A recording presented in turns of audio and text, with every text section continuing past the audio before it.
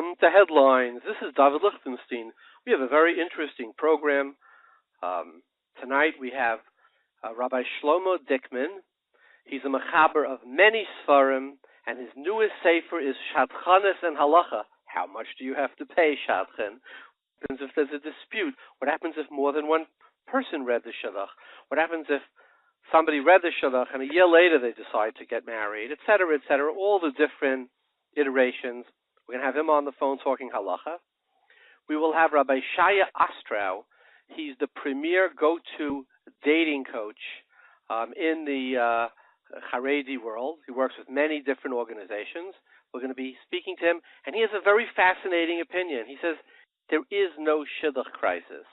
Let's hear his opinion. He's going to tell us that there is a marriage, there is a loss in the breakdown in the belief of marriage. We'll get to that. And then we will have Rabbi Ari Center, who's the director of the Chavkei, the famous Kashrus organization, and he's also one of the founders of NASI, the North America Shidduch Initiative. And he says, no, there is statistically a Shidduch crisis, and you can make some suggestions as to what we can do about it. You can find all our programs at www.headlinesbook.com under the audio or podcast section. You can find us in our hotline. We now have North America's 806-732-806-8700. In Israel, it's 02-372-0304. In England, it's 330-117-0250. And we are also on Yeshiva World News. You can find us. This is your hour of learning, hashkafa, halacha. This week will be a little bit more hashkafa than halacha. We go back and forth. So last week we spoke about the Shidduch crisis, and we had on a very eloquent spokesperson who said that it's because mathematically there are just more girls than boys. And Rabbi Senta will take the same opinion.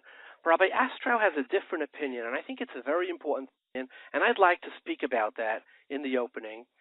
There was an article in the Wall Street Journal last week by a Dr.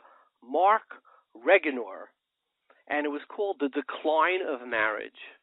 And he writes how in a startlingly short period, the last 15 years, marriage has gone down by 15%.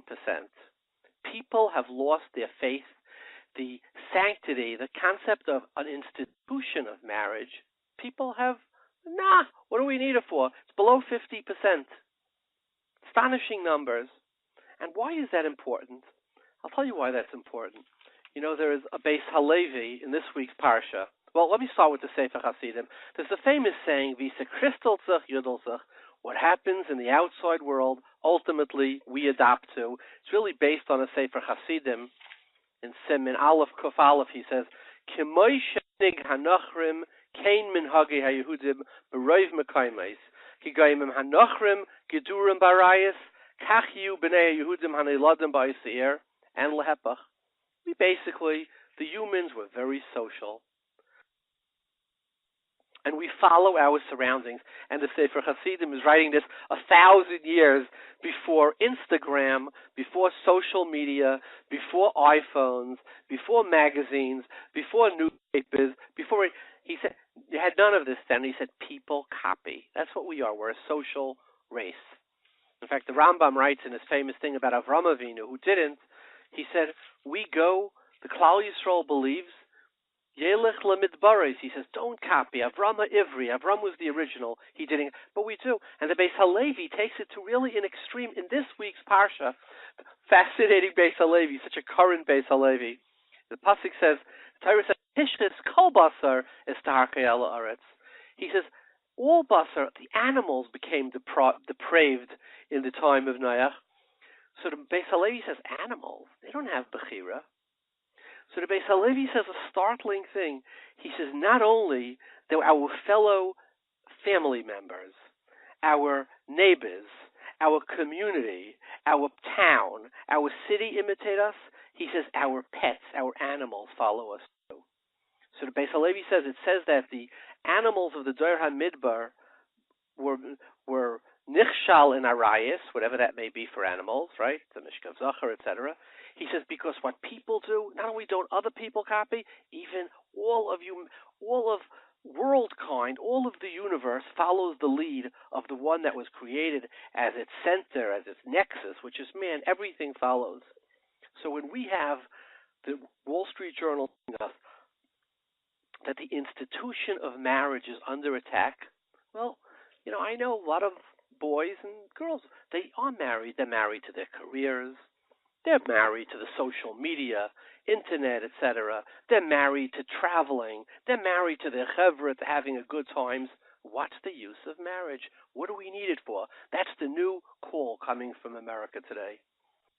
And I'll tell you something. The Torah in last week's parsha says, "Loi toiv heyos adam levadai, esa loi ezer kenegdai." Let me make him a mate. Concept of loi toiv. In all of my Bereshis, it says 7 times toiv. One time it says loi toiv by this. So now marriage though, it seems like a really radical, crazy idea. I mean, I'm married for many years. I can tell you, marriage is stressful. Marriage is compromise. I can tell you, happy wife, happy life. That means compromise, right? Marriage requires humility, the ability to say you're sorry. Marriage requires cooperation. I really don't want to go there. Okay, honey, we are going to go there. So what do we need it all for? If we could have romance without marriage, if we could have relations without marriage, what do we need marriage for? It's a little bit crazy. And that's what the Wall Street Journal says. It's pre-Loi Toiv Heyos Adam Levadai. But think of what marriage does lead to. Marriage requires commitment. And you know what? Commitment makes you grow. What is a person without commitment? And I'm going to prove this to you, because I don't want you to take anything I'm taking for granted. If I can't prove it, just erase it. Marriage requires responsibility. Yes, you can't come home anytime you want. You can't, party, go to get. No, it requires responsibility. Marriage is a profound journey, and it's a journey into self-discovery, self-awareness. You know the story of the armed robber when he was brought to court. He said, "They call it robbery," the armed robber said. "I thought they were giving me gifts to celebrate the new gun I have." Well, guess what? If you're married, marriage requires self-awareness, because if you're not self-aware, your mate will tell you.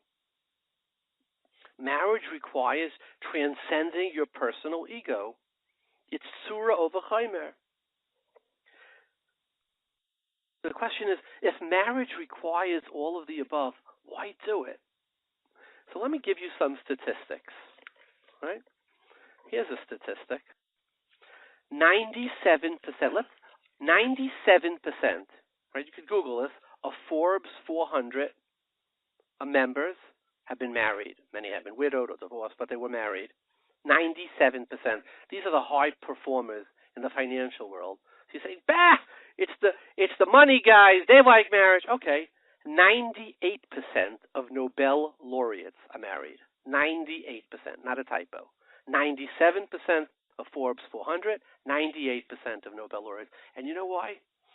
Because the same set of characteristic traits that allows a person to be successful at Nobel Prizes, at Forbes, and also for the yeshiva light, I would say 98% of Rosh Yeshivas are probably married. I did not do this statistic. This is a guess, but the ones I knew were all married. Right? Why? Because what does commitment do? Commitment makes, vayetshech whisper. You have to, when you commit it, a different you comes out of it. What does responsibility mean? It means undertaking, bending down, grabbing your life by its reins. What does self-awareness do? It makes you aware of your shortcomings, the need to fix them. Do you know that married men this is again Wall Street Journal, make 35% more than their unmarried counterparts? So what does that mean? Yes, marriage requires all of the above, but if you don't get married, I tell that to all the single guys out there, you will not make money. And I'm basing that on a roiv gomor, Right, the Marshach calls a 97% would be a Rav Gomer. Anything over 94%. If you have a 97% chance of something bad, that's not good. 3% chance that you will make money. 2% chance that you will ever be in other words, that you will be successful. You will not be successful if you remain single. I tell this to the guys, and I don't say this for religious reasons. The Forbes 400 nor the Nobel laureates, most of them are not religious. Many of them are total. Just from a practical point of view. So here's what Rashi says about it. Rashi says on the pasuk, "Lo toiv heyes adam levade esaloi ezer kenegdei." Rashi says, if he was zacha, nasaloi ezer. If he was zaycha, she's an ezer. Loi zacha, kenegdei lehilachem. Now we know Rashi's all Ruach HaKodesh. So Hashem is a Shadchan. He comes to Adam Arish and he says, I'm going to make you an Ezer Kenegdei. Now imagine somebody came to you and they said, I have a girl for you. But if you're Zacha, if you do what's right, she's going to be an Ezer. Loi Zacha, she's going to be a kafta, she's going to be a witch, she's going to have her own personal set of brooms. I mean, would you be out of your mind? Would you do a shidduch like that? Would you let your daughter do a shidduch like that? Your sister? Anybody you know? What kind of Shadchan is this? Crazy thing for a Shadchan to say. So the Mefarshim say a beautiful pshat. They say Zacha doesn't mean if you're righteous, if you're winning, if you have it. Zacha means if it's an area where you're strong, Nasaloi Ezer. You're wonderful with numbers. You could do books, numbers better than anything. What does your wife know about numbers? Loi Zacha, what about an area where you're not so good? You're the genius with numbers, and you say, I'm not so good with people. I think I could trust that guy. We don't have to put it in writing. And your wife looks at you and she says, look, you could be very good about numbers. You don't know anything about people. Don't put it in writing. Don't trust. You can also trust. Put it in writing and then trust. It's always good to do business with honest people because no document will fully protect you. But put it in writing and then trust. Zacha, an area where you're strong, it's an Ezer. Loi Zacha, or the other way around. The guy's very good with people, doesn't know anything about numbers. He says, boy, sales are killing it. If I says, did you go through the budget? So what does Kenegdei Lilachem mean? It's a yin and a yang. And that's why 97% of Forbes 400 billionaires are all married, because there's a check and a balance. There's 98% of Nobel laureates, it leads to self-awareness. It leads to understanding. Your eyes are open. No, they weren't giving you gifts because of your gun. I'm sorry. That's not why they gave you the money. Right? So that's a reason to get married. Simple olam hazeh. You want to live a better, more successful life. Let me give you one more reason to get married. Live life backwards. When my father had cancer, he was in Sloan. And the same time he was in Sloan, he stayed on the 19th floor. It was an upscale with private rooms. So we had a very interesting clientele there. One of the most famous Hollywood stars in the world, if I mentioned his name, you would know it. My father was in the hospital off and on for many months. This person was there off and on for a few months. Every single day, my father didn't have 1 minute unattended, a child, a grandchild. There was 24/7, including Shabbos, somebody there. And the nurses remark about it. This Hollywood star either didn't have children, I didn't Google, or they weren't particularly interested in it. He didn't have a wife. And they would wheel him around the floor. An African-American orderly, Maddie, would walk him around. She was the day. I don't know who did it at night. I never saw him with a family member. So what do I say? Live life backwards. At the end, all those parties, what do they really produce? Will there be a joy of children, of grandchildren? So I'm giving you two good reasons: economic, Nobel, Forbes, and just common sense. When the Torah said, Lo toiv heyes adam levade, the Torah really was setting forth what, thousands of years later society has discovered. So we, as a community, have to re-embrace and talk to our children and talk to our friends about the sanctity, about the kedusha of the Jewish family home, of the value of marriage. And that's something that Shaya Astro said is sorely missing. Okay, without me going any further, let's go to our very interesting, fascinating guests. Let's start the program. We have on the phone with us Rabbi Ari Center, who is the rabbinic director of the Chaf K. He's also one of the key supporters. The Chaf K is one of the key supporters of Nasi. He's also a Rav in Wesley Hills. He's the Rav of Kehillas Yesharim. Welcome, Rabbi Center. Thank you. Thank you for the opportunity to join you on this program. So, Rabbi Center, tell us about the so-called Shidduch Crisis, and I say so-called because it's reputed to be such. I can't say that I know it's such. Can you tell us what do you think is causing it? Do you agree do you think there is one, and what is causing it? Okay, there most definitely is one, and I do appreciate actually the introduction. By using the terminology reputed or supposed, unfortunately there is a lot of misinformation, and I think when we see the actual information and see the statistics and understand what's causing it, we will be frightened by what is ahead, what are the statistical numbers. But David, for us to do this, I think the best way is if you took out a piece of paper and we go through a certain mathematics. The mathematics is that contrary to popular belief, there actually are more boys than girls. Statistically, the Bari Olam made it that somewhere between 104 to 106 boys are born for every 100 girls that are born. So in theory, there should be a Shidduch crisis in the other way.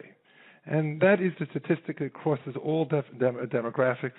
So if there are more boys than girls, then in theory, we should have we should have many unmarried boys, not unmarried girls. So the answer to that is the following. If you take statistics, is our population, and it depends on whether it talks about the modern Orthodox, the Yeshivish, the Hasidish, whether the numbers vary, but somewhere between growth is approximately 5%. The growth rate of Klal Yisrael is approximately 5%. So if you would go into a classroom... Is that 5% annually? Annually. So if we took a number somewhere approximately 5% annually. So therefore that would mean for every 100 boys that are born this year, there are 105 next year. And leaving out compounding, there would be 110. Obviously if you compound it, it would be slightly more. But for our purposes, take that number, year one, 100 boys, or 105 boys, because there were more boys, and 100 girls. In the year 2000, we'll take that as the starting number. Year 2000, for our demonstration, there are 100 girls and 105 boys. Now, those 100 girls are going to wind up now basically accumulate it and do the following. Those 105 boys are going to enter into the Shidduch presently, assuming they're 24, they're going to enter into the year 2024, correct? There will be 105 boys entering. But since we're compounding the girls in year 2001 will be 105. The girls born in 2002 will be 110. And the girls born in 2003 will be 115. Obviously a little bit more because of the compounding. But now if those girls are entering into the Shidduch, and let's go even further, 2004 is 120. So if those girls are also entering at the age of 20 into the Shidduch, there's going to be 120 girls that are entering into the Shidduch arena, while there are only 105 boys. Because of this age discrepancy, the 4-year age discrepancy, the 5% extra boys that the Bari Olam made don't compensate for the extra 20 that are born. Did you follow the mathematics? Yeah, but the question. Wait. But you're starting at year 0. Remember, year -1, right? There were also 105 boys. There were actually 100 boys to 95 girls, and Correct. Those boys are also dating, and they're dating they're dating these girls as well. Correct, but using our example, if you would go to the year 2025, there would be 110 boys joining, and there'd be 125 girls joining. There'll still be that 15 discrepancy. As long as you have the age discrepancy of joining into the arena of dating, of a 4-year discrepancy, you will always be having the boys entering at a ratio of 105 and the girls ratio at 120, which means as long as it's running in that parallel universe, that the boys are 4 years older than the girls, if that's the universe as they enter into the Shidduch scene, we'll call it, the example that Moshe Prager, who is the head of Nasi, calls it is let's call it an island. Let's make believe that we put boys and girls on an island. And it doesn't matter, boys marrying older girls, doesn't matter what it is. If every boy that gets into the arena goes on an island, and every girl that goes on an island, and as they get married they come off, well, it's very simple. If you're putting more boys every year onto that island than you are girls, by definition, there are going to be girls that are, if they're putting more girls onto that island than boys, because the girls are entering earlier than the boys, then for all intents and purposes, you're going to have girls left on that island. So as long as we are doing it with a 4-year discrepancy, we are risking of having 12 to 13% girls not getting married. You see, Rabbi Santa, the only part of this that I don't understand is that, remember, you have let's say this year you'll have 120 girls entering. There's only 105 boys, but it's not just this year's boys who are entering. It's the boys from year before, 2 years before, a year later, and all You're those correct. extra boys are. But they're not. Let's think of it. Let's take from a point zero. You're right in theory, but I understand what you're saying, because at one point in time there were more boys. But since every year that we're going forward, there are more girls statistically entering than boys. You're right. In theory, you have a reserve, like you pointed out. But if every year 15% more girls are entering than boys, just based on the birth rate, it eventually catches up. You're right. When you started from year one, maybe 20 years ago, you were correct. But as we continue to accumulate at this ratio, it just, by definition, mathematically works out that way. And if you go to any Beis Yaakov, you go into we both live in Muncie. If you go in and take the amount of boys that are in first grade versus the amount of girls, take the boys, in 5th grade and take the girls in first grade, there are more kids. Every one of our schools are adding classes in the lower grades. Why? Because the lower grades are greater in number than the upper grades. By definition. So what solution does Nasi suggest? Nasi's suggestion is to close that gap, which means either A, to bring boys younger, so then there are more boys entering onto this island, into the arena, and perhaps having girls wait a little bit longer. The longer the closer you close the gap, then the numbers are different. Now, we're using a growth rate of 105. Now, the proof, let me just, for discussion purposes, the proof that this is the mechanics, in the Hasidic world, the Shidduch Crisis is the reverse.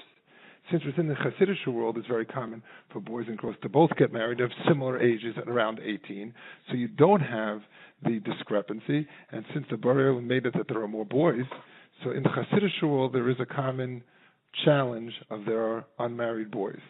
And we'll call it, in the YU modern Orthodox world, the birth rate might be a little bit lower. Since the birth rate might be a little bit lower, therefore the age discrepancy, the cumulative of year difference doesn't make as much of a difference. Also, I grew up within the YU community. Within the YU community, girls are dating very commonly later in life. So then therefore also you have the gap is less, therefore they have less. They have the issue, but not at the same magnitude as, quote-unquote, the yeshivish world. So it seems to me one possible solution is to have some Hasidic boys marry non-Hasidic girls. That could help. That could help. It would help Shalom Bayis. So here's my question. Let's assume that these statistics are correct. Mm-hmm. And there is there's a few percentage discrepancy every year and it builds up. You want boys getting married at 21. I mean, boys are pretty immature at 21. Okay. And additionally, you want to have boys who are 21 marrying girls who are 20. The girls at 20 are pretty mature. So we're going to have an entire generation of where the girls are wearing the pants in the house. I mean, is this the solution? Okay, I would respond to it like this. You're bringing up tremendously important points, and the challenge is that we have made our education system at times that maybe push our boys, many of our boys, to take responsibility a little bit later in life. The challenge is that this is perhaps the most pressing issue that exists within our community. Go into the homes of people in which there are older girls, older singles, in which it affects the entire dynamics of homes and hopes and aspirations. Now, yes, the solutions will be difficult, and the solutions will have other problems with them. But the fact that the solutions may have their own set of pratfalls does not allow us to just be afraid of addressing perhaps the most difficult issue that exists to our community today. And I do agree. We have pushing a 21-year-old boy who's not ready doesn't make sense. But if we at least open up the dialogue, where beforehand we set up a structure in which the boys learn for 3 years, then go off to Eretz Yisrael for a year and a half, 2 years, then come back to Lakewood, go into the freezer. We've set up a structure that we're not even allowing for, let's assume, the 5% or 10%, whatever that number is that's capable of dating before 23, the more mature young men, we're not even allowing that to accomplish. We have to. So when you speak, Rabari, when you speak to the Rosh Yeshivas of Lakewood, what do they say about this? Okay. The Rosh Yeshivas have different positions. The Rosh Yeshivas in Lakewood would definitely want, and if you see there are kol kares from the Rosh Yeshivas in America and Lakewood to advocate for boys to learn earlier. You know what? I'll give it, even though it's not 100%, I'll give a good halachic twist to it that maybe Dov will appreciate is the following. And I think we have to get into a certain mindset. Where did Shemona Esrei Chuppah come from? So the Shulchan Aruch Harav said like this. Shulchan Aruch Harav said that really the Gemara says that they start learning Gemara at 15. 10 Mishnah, Gemara 15, and a person has to see, if a person ain't a Reis Simon Bracha for 5 years, so where did the 5 years come from? 3 years learning, and he said, of course you can learn for 2 or 3 years after Kail. He says that the Gemara says, Rechaim b'tzaro v'yasek b'tar, is talking after 2 years. He says, it's interesting, the Shulchan Aruch Harav and the Brisker Rav are both machadish to the same teretz. They said where the 18 came from was 3 years before you got married, and then 2 years afterwards. If in the end we built into our mindset that, you know what, people, Kail entails in Mesiras Nefesh, and it's not pshat that once you enter in Kail, that suddenly now your learning is going to be so dramatically affected. Yes, it will be dramatically affected, that a person could do it b'derech tara, and doing it without, and that's what Chazal were looking for. Chazal will recognize, but we have to build in a certain measure, and I agree with you, pushing people who are not ready doesn't make sense. But on the other hand, those who are, and at the same time maybe have a dialogue, those who are capable of waiting a little bit longer, maybe pushing the age of the girls a little bit older, that's also a good idea. But Rabbi Santa, let me ask you a question.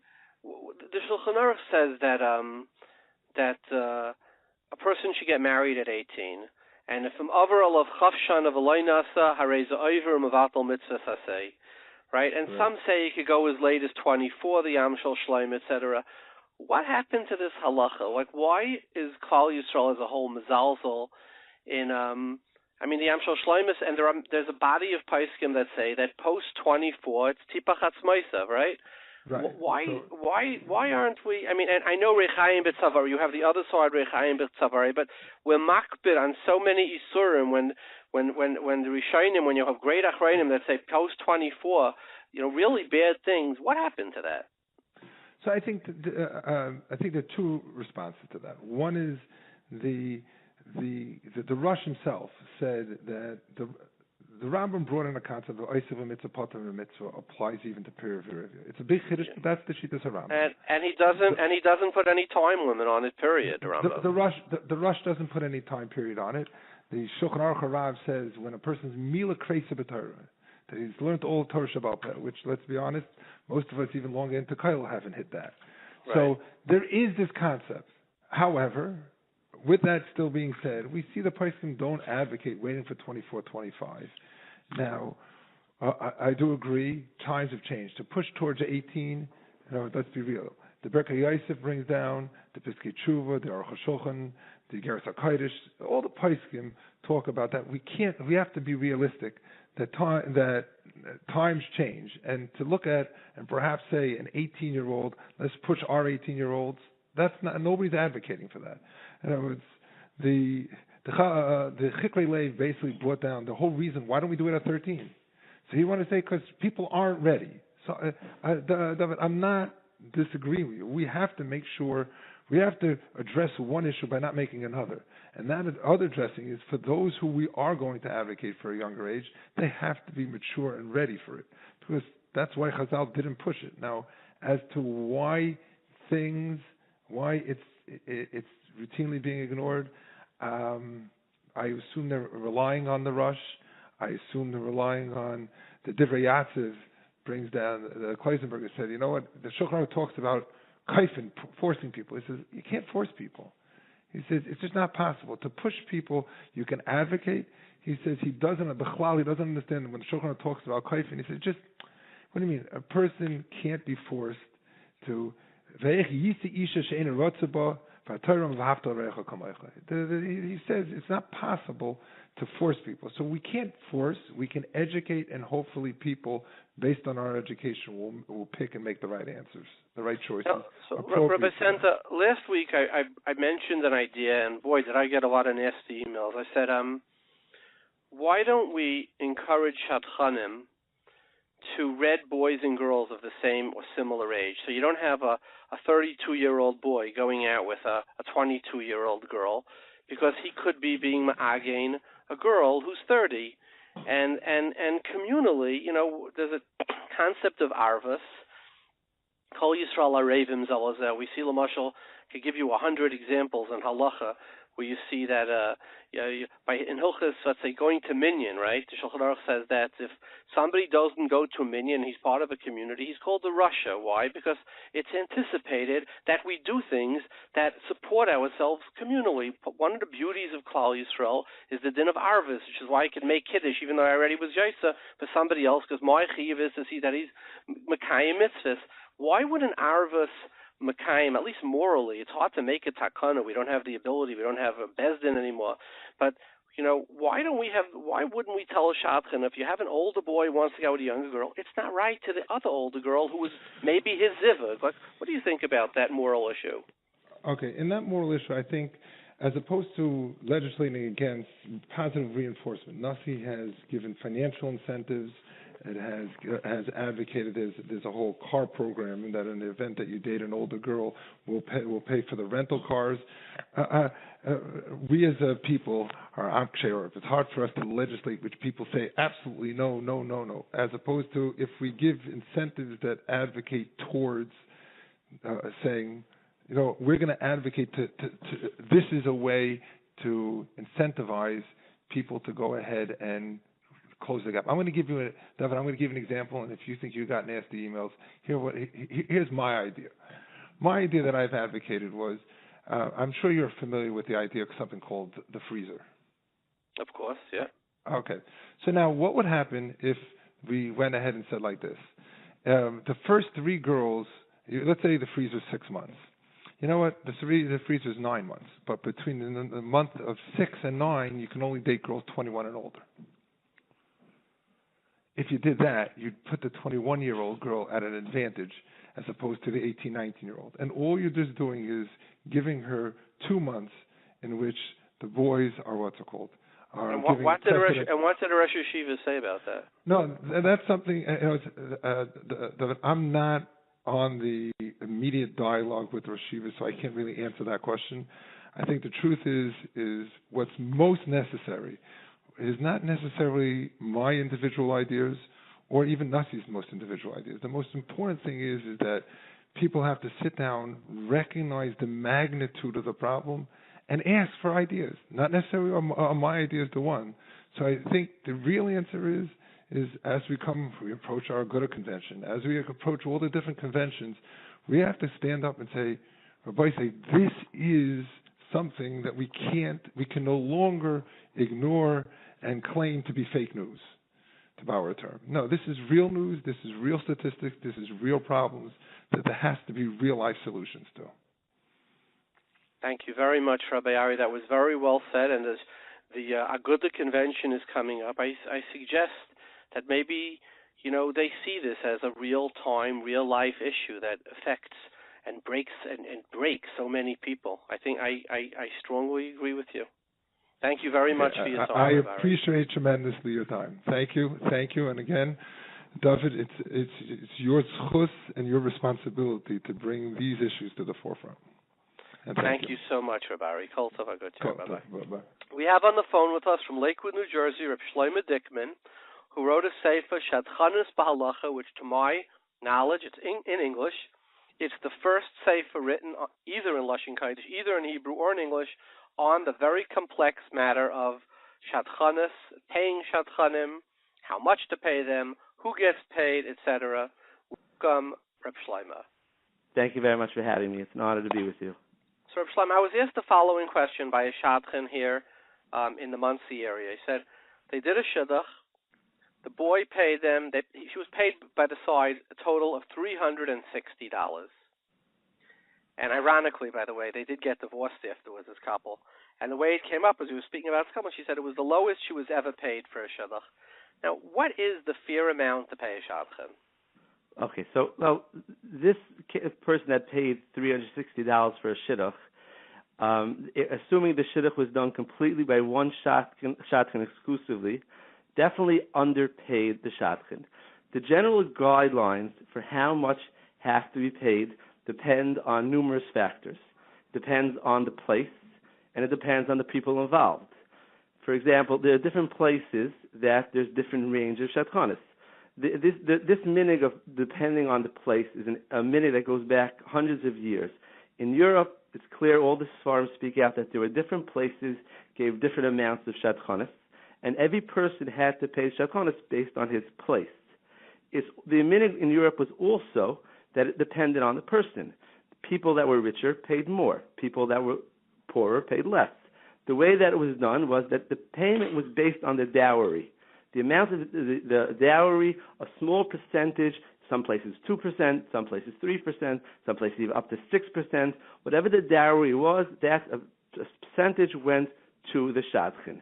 The purpose of this was to ensure that the richer people gave more and the poorer people paid less. Now, obviously, we don't have that exact system nowadays. We don't, have a large dowries, and we don't give Shadchanis based on dowries.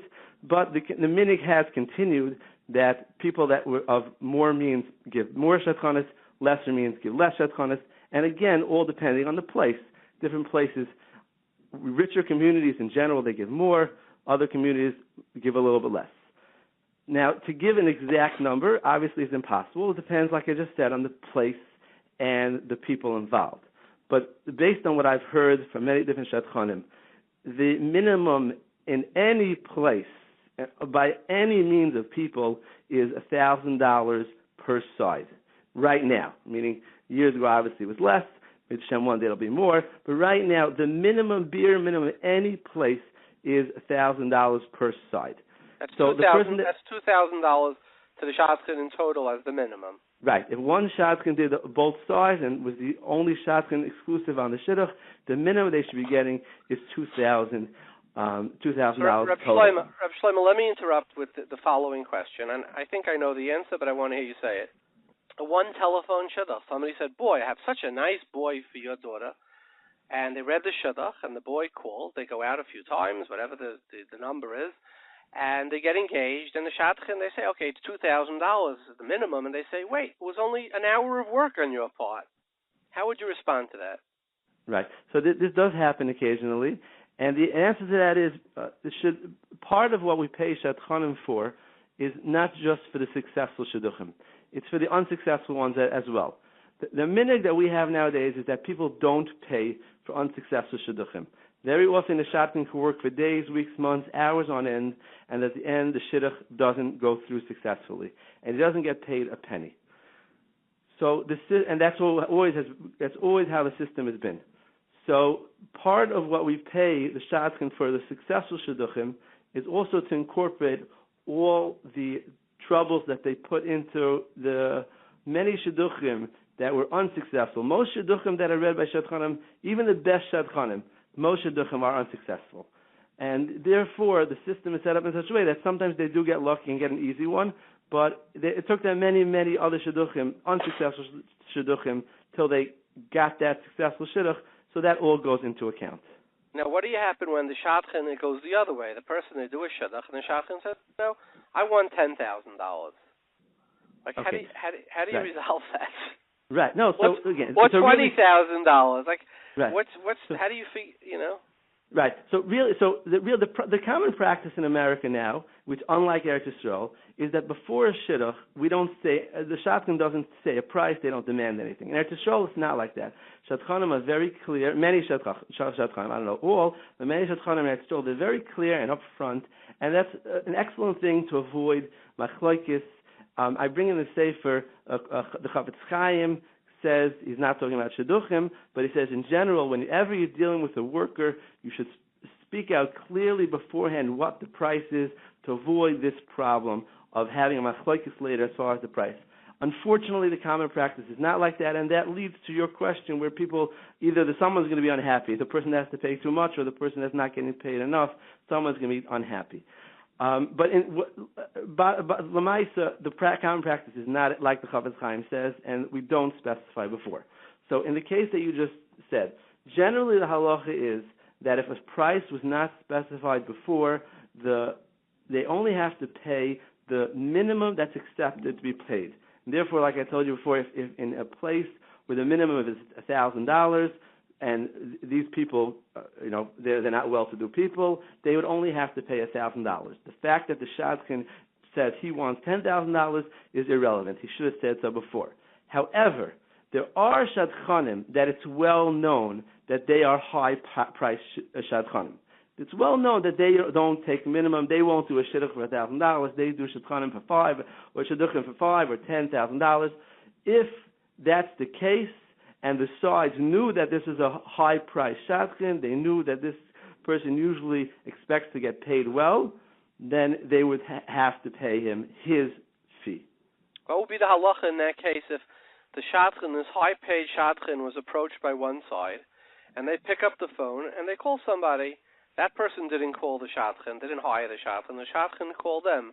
Would that side have to pay the minimum, or would it have to pay what that Shadchan usually charges? Again, what was the case exactly? The Shadchan called up. Ruvain approaches a Shadchan. And it says, I want you to find the shidduch for my daughter. A high-praise Shadchan. I want you to find the shidduch for my son or daughter.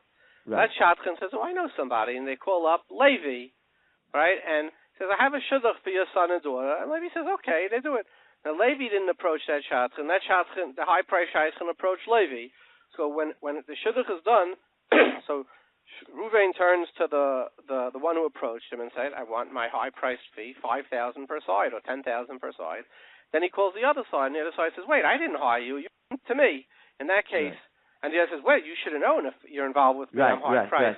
How do you deal with a situation like that? Okay, so you're touching, it's a very difficult question to answer. I'll explain to you why. You've hit on the most difficult issue in the entire, all the halachas of Shadchanis. You hit the most difficult problem. And let me give a little background. There's two types of workers in halacha, not just in Shadchanis, in general halacha. There's someone that's called a poil. A poil is somebody that I hired. And then there's someone that's called a yorid. He's called a yorid because it comes from the expression of a yorid l'stei chaverei, someone that went down to his field of his friend. Someone just sees that his field's friend needs to be worked on, so the Gemara discusses such a case. If the field needed work and it's normal to pay for it, even though the person was not hired, he was not asked beforehand to do the job, but since he did the job, he went down voluntarily, did the work for you, he has to be paid. That's called a yorid. Now, there are numerous halachic differences between a yorid and a poil, and a regular worker. To give one example, a poil, the halacha is when you hire a worker, you have to pay him cash or the cash equivalent, credit card, check, something like that. You can't tell a worker, you have someone work in your store, and if he worked on the fruits in your store, you can't say at the end of the day, okay, I'm paying you with fruits. That's the halacha by a poil, by a regular worker. A yorid A yored has different halachas. A yored, you can pay shava kesef kekesef. Something that's the equivalent of kesef is like kesef. Something that's equal to money, it has the value of money, you could pay him with money. So that's the halacha. That's one example of the many different examples of a poyel and a yored. Now, in Shidduchim, you very often have, like the case that you just mentioned, you have someone that seems to be a poyel. A Shadchan seems to be a poyel because he got called up by the side and asked, can you please find my daughter or son a Shidduch? So he would be a poyel. Then there's someone that seems to be a yored. He called up out of the blue, he called somebody and said, I heard you have a daughter, I heard you have a son, I'd like to read them a Shidduch. So it would seem that that worker would have a din of a yored, and all the different differences between a poyel and a yored would apply to that person. And the truth is, if that would be the case, I would have had to write two different svarim. One for the Shadchan that's a poyel, and one for the Shadchan that's a yored. So, the reason why it's usually not true is because many svarim say that although a Shadchan calls you up out of the blue and starts on his own doing work with you, and would seem to be a yored, once you accept his work, once you say, okay, I want you to do this, get me this information, yes, read the shidduch, at that point you already accepted him as your worker and he becomes a poyel. Now, not everybody agrees to this, but most of the poskim seem to hold like that. So Rabbi Zechman, what would be the halacha if you have, it's not too, you say the minimum is 2,000. It's too well-to-do people. One guy's a doctor or a dentist, the other guy's a businessman. It comes to the Shadchan and they say, we're paying you 1,000 each. What's the halacha then? No, so again, like the amount that has to be paid, it depends on the people as well. If someone's a doctor or a lawyer or something like that, it's accepted that they would have to pay more. In some places, how much is more? Tell me how much. So some places, Borough Park, Flatbush, Lakewood. Right. You're a doctor. You're a well-to-do businessman. I live in Lakewood. Right. I give an example. I live in Lakewood. A normal, well-to-do family that like you said, a doctor, a lawyer, the minimum would be at least $1,800 from each side. Wealthier people, if he's an extremely well-to-do, they pay the minimum would be $2,500, and in some places already even more than that, $5,000, and I've heard even higher numbers than that by the super wealthy. It's not uncommon for the super wealthy nowadays to be paying $10,000 or even $25,000 for Shadchanis. Now, again, that's obviously for the super wealthy, not for the average person, but there are people that are paying that much. But $1,000 minimum, that applies to the curling light, that applies to the Bnei Torah, the Rebbeim, those types. The well-to-do Balabatim, they should be paying significantly more than that. Now, if a boy or a girl have gone out for a very long period, I know one boy, he went out with 100 girls. Would an argument be made, hello, I'm the Shadchan who read you your final shidduch. Think of all the negative thousands of hours Shadchanim have spent on you. You should have to really pay up when you did your shidduch. Is there such an argument? I've never seen in the Storm anyone should make that argument. I have seen something a little bit similar, not exactly the same, that a boy or a girl, that there's something significantly wrong, meaning a physical defect, a deformity, or something like that, someone that's not mentally fully, a regular person, that some more difficult shidduchim, they should pay more. And the source for that in the old minhagim is in Europe, it was always understood that if the shidduch is from two people very, very distant from 10 mil away, a significant distance away, so it's much harder to make the shidduchim, so they always paid double the Shadchanis. That's what the Svarim say. Or if there was a river separating between the two sides, in the old days it was very difficult to read the shidduch, you had to travel over the river, so you had to pay more Shadchanis. So too the Svarim want to apply it to a shidduch with a boy or a girl. There's something different about them that makes them a very difficult case. Your case where he just is very picky, that I have yet to see that anyone should say that should require him to pay more Shadchanis. Rabbi Shlomo, what brought you to write a sefer on Shadchanis? It's a very interesting topic, and how did that come about for a man learning Baba Basra or Yavamis to write a sefer on Shadchanis? Right. What's the story? So, so the story behind it is, actually we failed to mention that the Sefer was written together with Reb Tzaddik Katz. Reb Tzaddik Katz is a well-known Shadchan in Lakewood and also a very chashuv Talmud Chacham. Reb Tzaddik and I go back a number of years. We learned B'chavrusa in Yeshiva a while ago, and since then we've always discussed interesting questions. And Tzaddik, as a Shadchan, always had interesting Shidduchim questions, Shadchanish questions. Now, Tzaddik, if anyone that knows him, is very tmimistic and very erlich as far as he's not in the shidduch business for money. He's one of the few. He's a shadchan that focuses primarily on bnei Torah, even though that means getting less shadchanis. But he does it l'shem shemayim, and so too he's always been learning the halachas of shadchanis, and he got me involved. And eventually, we started off, working together on the sefer, and we thought it would be a kunshus. We didn't realize how much there is on the topic, but it turned out to be an entire sefer of different halachas, and also we have in the sefer many fascinating real life short stories that we share with us a fascinating story. Okay, so I'll give you one of the most interesting ones. It's not one that puts Shadchanim in a good light, but of course it's a very rare case. There's one story that the Svarim discuss where a Shadchan read a shidduch, a boy and girl are going out. During the process, the Shadchan gets a call from a rich balabas and says, I need a shidduch for my son, and I'm willing to pay an astronomical amount. He offered, for example, $100,000 Shadchanis.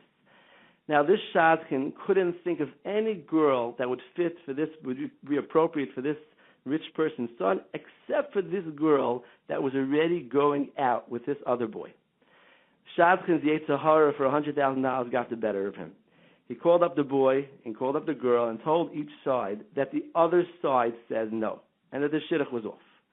He waited a few weeks and called the girl back and said, I have a perfect shidduch for you, and he read her to this rich boy. The shidduch didn't end up working out. A little while later, the two sides of the original shidduch bumped into each other, the father and the two fathers, and each one, commented to the other, why, we thought it was such a great shidduch. Why? What happened? Why did your son say no? Why? The other one said, why did your daughter say no? And they realized that what happened, each one was shocked. We didn't say no. Others, we didn't say no. Each side was totally shocked. And when they realized what had happened, Baruch Hashem, both the boys and girl were still single and willing to continue with the shidduch. So the shidduch restarted, and eventually they got engaged. Comes after the l'chaim, they get a phone call from the original Shadchan, the Rasha who broke off the shidduch, and he says, Baruch Hashem, I'm very happy to hear that my shidduch worked out. When will you be able to bring over the Shadchanis? And the question is, the question is he entitled to anything? Now, I think it's better not to say the answer right now. We don't, we have the, let me add on and read it. Let the readers read the question inside and then think for themselves, and then the answer is over there. Let me share with you another funny story. There was a boy, he had a friend who he really didn't like. So he decided he was going to play a trick on him. So he read him a shidduch to a girl. And the guy gets dressed up with a hat and a jacket. He knocks on the door, and he had never mentioned anything to the girl. And he walks in, and he says, "I'm here to take out your daughter." And the guy looks at him. He says, My daughter's not dated. We weren't read anybody." And the guy turned purple. And the father realized that somebody had played a trick on this boy. So he came in, said, "Look, sit down. Somebody obviously played a joke, but let's talk a little." And he spent a half an hour. And he was a spoil. He thought he's a wonderful boy. He said, "Look, it didn't work today. Come back next Sunday. We're interested." So Yitaka went out with the girl, and they got engaged. After they got engaged, the friend who had read the shidduch calls up and says, "I want this." Yes, we have that story in there. A little different, but more or less the same. When is the sefer coming out? I heard it's not out. When is it actually being? So it's been sold on a very small scale right now. We're hoping 2-3 weeks after Yom Tovim. It should be in all the Svarim stores around. To get it out before Yom Tov into all the Svarim stores was a little difficult. So we're waiting until after Yom Tov. Hopefully within 2-3 weeks it should be available. Everybody, Rabbi Shlomo Dickman, big Talmud Chacham from Lakewood, wrote Shadchanis, Bahalacha, in English. all the problems, all the issues with shidduchim. I hope you all get married quickly and you use the sefer, you figure out how much not to pay. This should be the discussion by the Shavuos table, how much we have to pay our shadchan. Thank you very much, Rabbi Dickman. Amen. Thank you very much for having me. Kolta, bye-bye. We have on the phone with us Rabbi Shaya Astro, who's a noted author on the issues pertaining to shidduchim and marriage. He's written many books. He's writer for the Yated. He's a relationship and shidduch coach. He's a consultant for a number of shidduch organizations such as Binyan Adiyad. Welcome, Rabbi Astro. Thank you very much. So, Rabbi Astro, is there a shidduch crisis? The Shidduch Crisis is alive and kicking. It's something which is growing on a daily basis because we've never experienced such a burgeoning number of people who are reaching their later 20s, 30s, and even 40s who are unmarried. And so it's a growing crisis. And what would you blame it on? It's there are probably there are innumerable issues. One obviously is that we live in a society where marriage is no longer seen as essential for life. That's not our society, but the society around us, alternative lifestyles and things like that. We say, the Gemara says, "O chavrusa o misusa," a person needs a chavrusa to stay alive.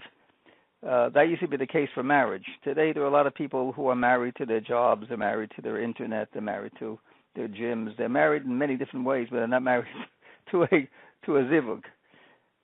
So it's not considered, a person can lead a very, quote, normative lifestyle without being married. So they can always put off marriage as a something when the right person comes along. It used to be that marriage was a mission. Marriage had, person had a mission in life to get married, and he find a partner, and he and that partner will build a life together. Now marriage is, for many people, is really a focus on gratification of entitlements. So if the person does not fit my concept of who I'm looking for, I'll pass that person by. I frequently give the concept of an airport scanner. You go into the airport and there's a scanner, kind of seeing what you have on your body. People look at each other with airport scanners, kind of, does it fit the look that I'm looking for? Does it fit the right, the right size and shape and career and everything else? So the mission of marriage has really taken a back seat to personal preferences. So, Rabbi Astro, I take two things out of what you're saying so far. One is that, the Wall Street Journal ran a long article last week or 2 weeks ago, how marriage in America has declined substantially. 71% of people, I may be off in that number, but it's what I remember, were married, let's say, 50 years ago, and this year it's in the 40s. So it's declined by almost 30%. It's an incredible amount.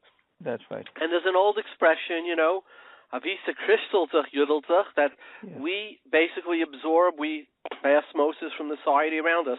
So I seem to be hearing from you that the general American lifestyle, which has seeped more and more, more than ever, we have become, Americans, the hein am levada yishkein, is the internet, media is sapping it. It's tapping the blood of the hein am levada yishkein. And that is part of the Shidduch crisis is, just like the guy doesn't want to get married, the Yid also is leptzach guten tag and doesn't see. It seems that you're saying it's not a statistical thing necessarily, more boys than girls. It's an American problem that has now landed on our doorstep. Is that correct? I want to give you an astounding statistic. In the past 30 years, or 20 years rather, the only time that the number of marriages increased and the number of divorces decreased was during the 3-month period after 9/11. The concept of mortality when it hit American life caused a brief pause in the trend that you're now that you're now citing. But the trend has been alive for the past 40 years. And all the predictions that were made 30, 40 years ago are coming to fulfillment now. They're even occurring more rapidly than anyone had ever dreamed. And it's hitting our community in a very powerful and painful way, because others don't feel the pain of not being able to get married as we do. There's also a serious problem of emotional maturity. There's something that I note that in previous Doros, a person who was a Ben Torah was also a person who had struggled with life's challenges. You know, in every Dor that we've lived in, we've always had the challenges of life. The Baruch Hashem, we live in a very affluent society now, and people are infantilized from the day they're born until they're ready to get married. So while they may have accumulated a lot of knowledge and Torah knowledge, they really necessarily have not developed emotionally, and they make the erroneous assumption that they are developed emotionally when they're not. They've been infantilized all through their lives, and this infantilization does not enable them to develop relationships. They see relationships as something that they can buy in a store, right? Like a suit or a pair of shoes. Which is again an American problem, not. That's right. So Rabbi Astro, when people say that the Shidduch Crisis, quote unquote, is more of a female problem than a male problem, is that true? Because you would think that the boys are just as immature as the girls, and you would think that, just like, the seeping into American culture affects the girls as much as the boys. Why then seem to be the word on the street is that it's much more of a problem for girls than boys? Why is that? No, it's not true at all. With that? It's not true at all. If you go into any of the yeshivas where there are older boys, you'll see guys languishing away, having no idea how they're going to develop a relationship. The level of yiush. I mean, today alone I can cite 3 or 4 people who came to me today alone who are languishing away and don't know what to do with themselves. They don't know how to develop a relationship. Girls are far more developed emotionally than guys. That Chazal always understood that, because girls have to nurture life. They have to bring life into the world and nurture life, and they have these skills. Guys. I find that guys develop in marriage. That's how they mature. Girls develop, that's the way Hashem gave them these gifts. So the guys they're kind of quiet about it, but they're suffering as much as the girls. They just don't know what to do. Some of them just kind of give up and walk away and go from one day to the next. Girls feel it more painfully, but I think that on an emotional level, I think guys are suffering to a great extent and are really helpless when it comes to this. So Rabbi Yostra, when you have organizations that say that it's based on statistics and there's more girls than boys and this and that, your attitude is you don't seem to buy that. You seem to say that both are suffering, except that you hear it more from the girls because more of the girls it pains the girls more not getting married. That's right. I've had discussions with individuals in these organizations. I felt that it was a misuse of resources and misleading the Am into thinking that this is a statistical issue. It's not. It's a life and death issue for every person. We are seeing now, and this is going to grow continuously. Whether we're taking Lakewood or we're taking the Upper West Side. No matter where we go, we're seeing people who have been dating for 20 years and are still not married, and they have not developed the skills to be married, and with every passing date, their ability to get married decreases, and these numbers are increasing by the thousands. So, Astro, what would you say? How do we as a community, or how can we as individuals? Is there anything we can do to help? What can we change? Is there a solution to this very, very sad problem? So I think there are different approaches. The first is we need, the dating coach concept is a big problem, because what's a dating coach? It's a name that has been created that really has there's nothing governing who a dating coach is and what they know or what they know. There are people though who are very skilled and who are emotionally developed, who can serve to help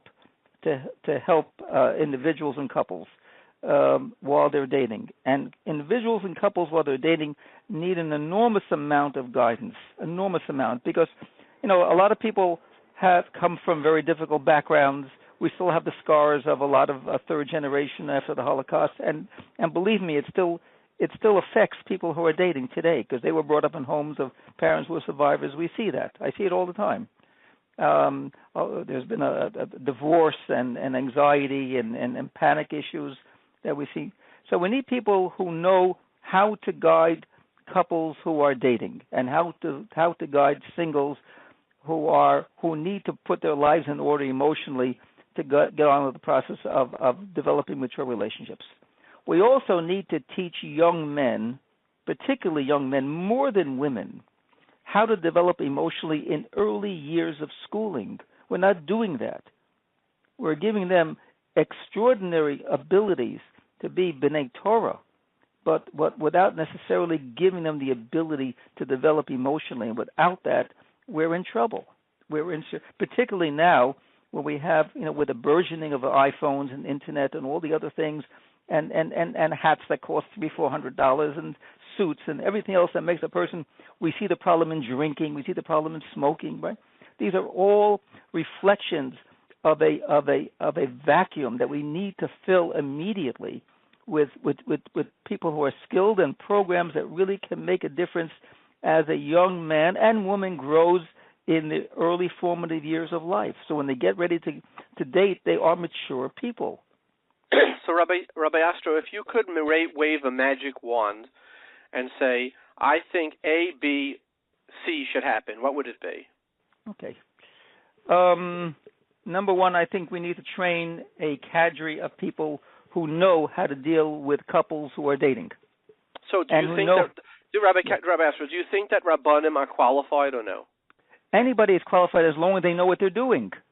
So do you think they know what they're doing? Well, if they've been taught to know what they're doing, yes. And if they haven't been taught, no. So are you suggesting that we give Rabbanim some type of a program or a class so that they have the ability to coach? Well, it's more than a class. It has to be a sophisticated approach to understanding emotional development and how people build relationships together, how to help people build solid relationships. In the past, it didn't make a difference because once you got a couple together, they stayed together. Today, it doesn't work. Today, many people come to see me and who are engaged, and I say, listen, you guys are fighting. If you're going to fight the day after your Sheva Brachas, this marriage will be over. Because we have a lot of people, we have a lot of lawyers out there, we have a lot of therapists out there who enable people to have alternatives. We need to develop a serious cadre of people who know what they're doing to help people develop serious relationships that are enduring, that will last a lifetime. That's number one. And number two, we need to get into the schools to enable schools to provide, particularly young boys, how to develop emotionally, how to deal. There's a lot of issues. You know them as probably as well as I do. But Rabbi Astro, this is like it's too vague. We have to make young boys more aware. I mean, give me some concrete steps. Like you want to develop a cadre of people to coach. Well, would you suggest that maybe in yeshivas or when somebody gets smicha, it should be attached to it, should be a 5-week course in understanding? Give me some concrete things that you would do. Saying let's make boys smarter. Sure. It's too vague. Yeah. I would develop. I'm working with one yeshiva now that has that I'm discussing the possibility of providing them a program to teach adolescent boys of how to understand relationships and how to understand drives, and so that when they get ready to date, they are maturing. So it could be a 5-week program to give to people who are getting smicha, to get to Rabbanim who have stellas, certainly, and people who are kala teachers and chassan teachers. It's the materials that are helpful are really very helpful. It's not a chaotic situation. There are materials that really enable people to develop relationships and that endure for a lifetime. They do exist. And to be able to give them to our people who serve as more the Asras and Challah teachers and Chassan teachers, it's not a difficult task. It's not a difficult task at all. Okay. But it's not being done. Yeah, you're saying that knowing the halacha alone is not enough to be a Rav. I'll tell you a humorous story. They say that a very talented younger man came to a Rav. I heard it was Reb Chaim Meiser, but it could have been anybody.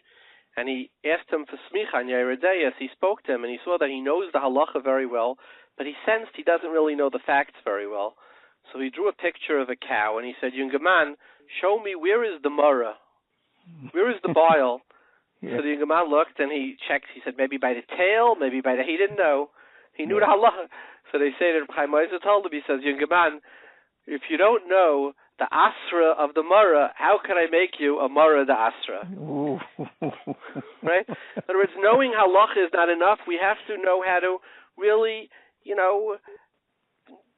really look at the person in a wholesome and in a complete manner. That's right. Give me the second. What would be the second thing? The second.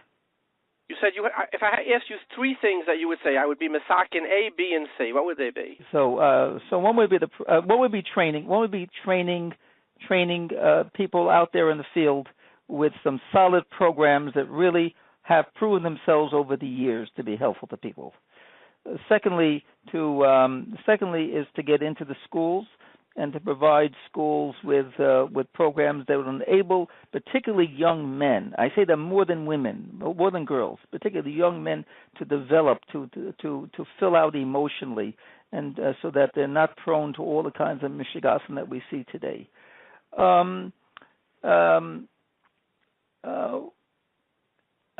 Thirdly, I think we need, which is related, we also need to teach people about anxiety and panic and things like that, which have a very deleterious effect on dating relationships. We find that a lot of people panic, particularly in engagement. We see a lot of broken engagements. A lot more than we ever. When I was married many years ago, I did not know of a single person with a broken engagement. I never heard of it. Engagement was a safe harbor. Once you got there, you were always safe. You were home free. Today, I see hardly a day goes by where I don't have somebody calling me about an engagement that it's in crisis. So we need to help people learn that when they get engaged, to give them the skills to be able to hold on to that engagement and to use that time in a productive way. And that would be the third thing, because if people see that everybody's breaking there's so many broken engagements, it kind of takes away the tom or that sense of security that I can get through this in one piece. So, and that we have to know how to deal with anxiety and panic, and a lot of OCD stuff affects relationships. So we have to be really mumchim. We have to help people become mumchim to help other people develop these relationships and build lives that last a lifetime together. So, Rabbi Astrow, in closing, you're saying that it's the issues that we are having, and the reason why we are having issues with both older singles, quote-unquote, Shidduch Crisis, is a reflection of the younger singles. What do you mean, and younger? 21, 22, 23. Not just older. Okay, is because we are basically have, through osmosis, absorbed a lot of the societal issues, which are, like you said, a certain amount of selfishness, a certain amount of being able to build a life without a marriage, build a very wholesome and enjoyable life, not seeing the commitment of marriage, the beauty of having children, the beauty of a family as a valued a deterioration. I was seeing it as a value, as a something to aspire to, and that has crept in, and that has caused people to sort of shy away, both boys and girls. And beyond that, not knowing how to get past things like anxiety and panic and fears that are a part of a personality, which we need to help them get past. and also how to get beyond the kinds of distractions that society has thrown in front of us, whether it comes to drinking, whether it comes to the way people dress, or whether they smoke and what they're smoking, all these other things that are become a part of from life, which undermine the core of who Hashem wants us to be. Thank you very much, Rabbi Shaya Astro, for sharing your time with us.